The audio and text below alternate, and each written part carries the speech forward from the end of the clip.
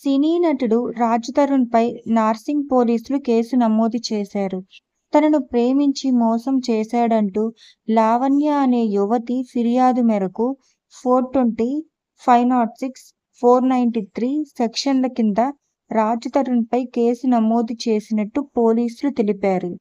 రాజ్ తరుణ్‌కు తాను 2012 నుంచి రిలేషన్‌లో ఉన్నామని, ఇటీవలే మరో సినీ నటితో అతను సన్నిహితంగా ఉన్నట్టు తెలిసిందని లావణ్య ఫిర్యాదులో పేర్కొంది.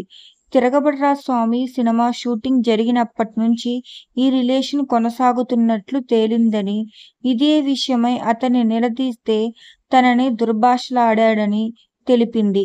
తనను బెదిరించారని, సంబంధం లేని కేసుల్లో ఇరికించడంతో తాను 43 రోజులు జైల్లో ఉండాల్సి వచ్చిందని పేర్కొంది. రాజ్ తరుణ్‌కు నాకు 10 ఏళ్ల క్రితమే వివాహం అయ్యింది. ఇద్దరం కలిసే జీవిస్తున్నాం. కొన్నాళ్ల క్రితం నాకు అబార్షన్ చేయించాడు.